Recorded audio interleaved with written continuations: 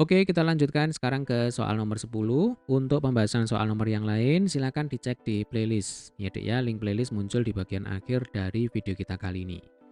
Pak Iksan mengendarai mobil dari rumahnya ke kota tempat beliau bekerja sejauh 276 mil dengan kecepatan rata-rata 62 mil per jam. Di akhir pekan, beliau pulang ke rumahnya dengan menempuh perjalanan selama 6,5 jam.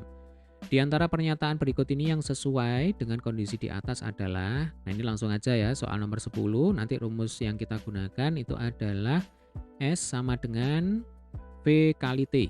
Saya yakin dan percaya kalau kalian tidak asing ya mestinya dengan rumus ini. Jadi kalau di fisika, S itu adalah jarak, V itu adalah kecepatan, T itu adalah waktu. Ya, jarak sama dengan kecepatan kali waktu. Nah, kalau di soal kita kali ini diketahui jaraknya 276 mil.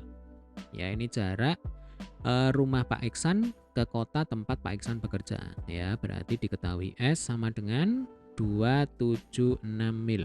Nah, biasanya kalau yang namanya jarak itu kan satuannya meter, kalau nggak meter ya kilometer. Nah, padahal satuan jarak itu macam-macam. Ya, Dek, ya, bisa meter, bisa kilometer, atau di sini satuannya mil. Nah, kita mengikuti saja. Lalu 62 mil per jam ini merupakan kecepatan saat Pak Iksan berangkat. Ya, berangkat ke kantor. Berarti kecepatan itu V, saat berangkat ya berarti kita singkat aja VB. Gitu ya, 62 mil per jam. Kemudian 6,5 jam ini adalah waktu yang dibutuhkan Pak Iksan untuk pulang kembali ke rumah. Ya, dari kota ke rumah.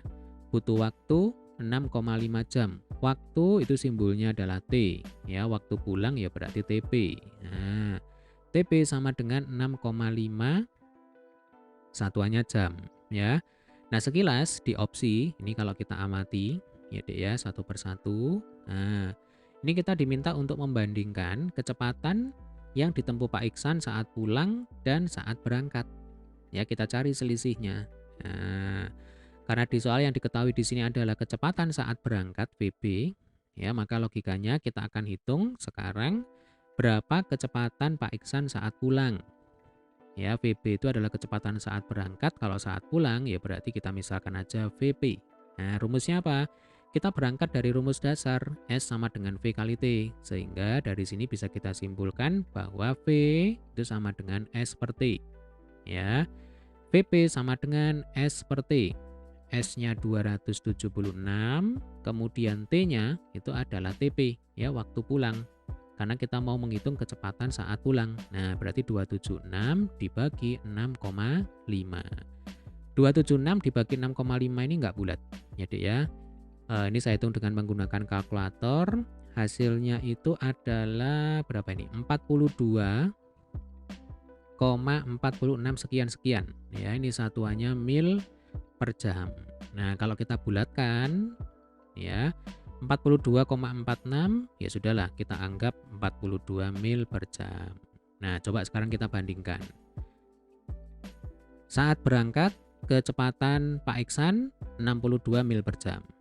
Ya, saat pulang kecepatannya menjadi 42 mil per jam. Berarti dapat disimpulkan VB ya kecepatan saat berangkat itu lebih besar ya lebih cepat dibandingkan kecepatan saat pulang.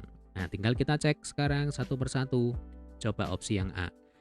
Kecepatan yang ditempuh Pak Iksan saat pulang sekitar 2 mil per jam lebih cepat dari keberangkatan. Nah, ini berarti kita bicara selisih. Ya, selisih itu berarti delta. Delta V. Nah, berarti yang dikurangkan adalah VB dikurangi VP. Yang besar dikurangi yang kecil. Ya, Dek ya. VB dikurangi VP. Saat berangkat kecepatannya 62 mil per jam. Saat pulang kecepatannya menjadi 42 mil per jam. 62 dikurangi 42 sama dengan 20. Ya, ini 20 mil per jam. Nah, berarti opsi yang A ini salah. Ya. Ini bukan 2 melainkan 20. Ya, ini salah. Demikian juga opsi yang B ini kalau kita baca cepat ya. Kecepatan yang ditempuh Pak Iksan saat pulang sekitar 2 mil per jam lebih lambat dari keberangkatan. Ini juga pasti salah. Ya, jelas ya. Sekarang yang C. Kecepatan yang ditempuh Pak Iksan saat pulang sekitar 20 mil. Nah, ini benar ya. 20 mil per jam lebih cepat dari keberangkatan. Nah, padahal kita tahu ya Dek ya, saat pulang itu lebih lambat. Ya, 42 itu kan lebih lambat dibandingkan dengan 62 mil per jam. Berarti opsi yang C ini juga masih salah. Yang benar itu yang D. Coba perhatikan. Kecepatan yang ditempuh Pak Iksan saat pulang sekitar, ya ini berarti ini karena kita menggunakan pendekatan, nah maka di sini sudah benar ya. Jadi sekitar 20 mil per jam lebih lambat dari keberangkatan ya. Selisihnya sekitar 20 mil, kemudian dari hasil perhitungan kita simpulkan bahwa kecepatan pulang itu memang lebih lambat ya dibandingkan dari kecepatan saat berangkat. Berarti nomor 10 jawaban yang benar adalah yang D. Ya, jelas ya Dek ya. Oke, demikian tadi adalah pembahasan soal nomor 10. Untuk pembahasan soal nomor yang lain silakan dicek di playlist. Ya, sampai ketemu di video pembahasan soal berikutnya.